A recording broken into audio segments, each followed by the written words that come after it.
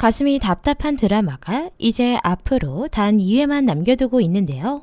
태용의 기습 자백으로 경찰서에 잡혀가게 되었지만 촉법소년이라는 말만 엄청 강조하고 있습니다. 또한 그런 태용의 모습을 보며 가장 괴로울 건 바로 선주입니다. 선주는 자신의 가정을 위해 최선을 다했고 아이들 케어를 위해 위치까지 모두 내려놓았죠. 하지만 그런 선주와 다르게 명섭은 자신의 욕망을 우선시했고 자신의 성공을 위해 두 여자를 이용한 사람인데요.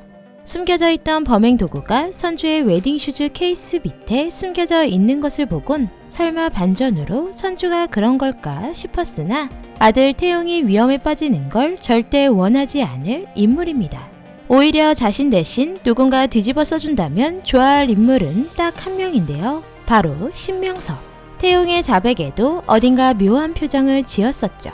거기다 선주가 믿으려 하지 않자 자백했다며 오히려 태용이 한 짓으로 마무리 지려고 하는 모습이었는데요. 이런 명섭은 이제 위기가 찾아오게 됩니다.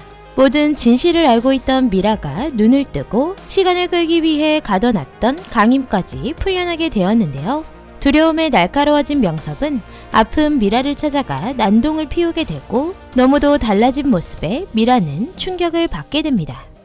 이제서야 깨닫게 된다는 게 참 바보 같은 모습이지만 이제라도 명섭의 실체를 알게 된 게 어딘가 싶을 지경이네요. 미라는 자신의 인생에서 명섭을 빼곤 아무것도 없을 정도로 명섭에 대한 믿음과 사랑, 신뢰가 두터웠는데요. 하지만 미라를 찌른 범인이 명섭임을 알고 있는 와중에도 괜찮은지 보다는 강임이 나올까봐 당장 원본 파일을 내놓으라고 소리치게 되죠. 이제 미라는 아무것도 없이 모두 잃게 된 상황이 되어버린 것인데요. 괴로움에 스스로 목숨을 끊어버리려는 미라. 그럼 미라를 발견하고 선주는 구해주게 됩니다. 어쩌면 선주는 미라를 보고 자신과 같은 처지의 불쌍한 여자라고 생각한 모양인데요. 혹은 미라를 보며 자신의 동생이 떠올랐을 것입니다. 명섭의 달콤한 말에 속아 모든 걸 내어준 미라에게 악랄한 명섭을 벌주기 위해 손을 잡자 말하게 되는데요. 선주의 제안에 미라는 손을 잡고 자신을 이용하기만 한 명섭을 벌주기로 결심할까요?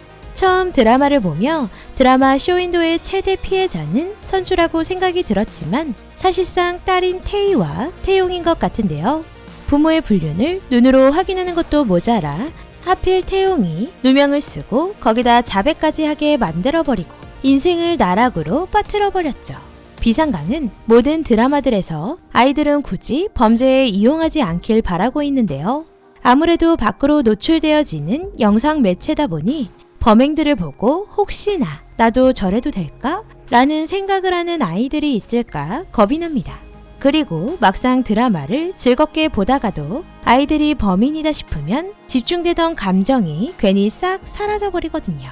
그저 처음에 못된 놈인 명섭이 진짜 범인으로 제대로 벌받고 끝나길 바라는 드라마 쇼윈도. 선주의 행보가 사실 답답하고 고구마이긴 한데요. 하지만 비상강이 선주의 입장이라면 사이다로 복수나 한 방 빡 하고 끝낼 수 있을까도 싶습니다.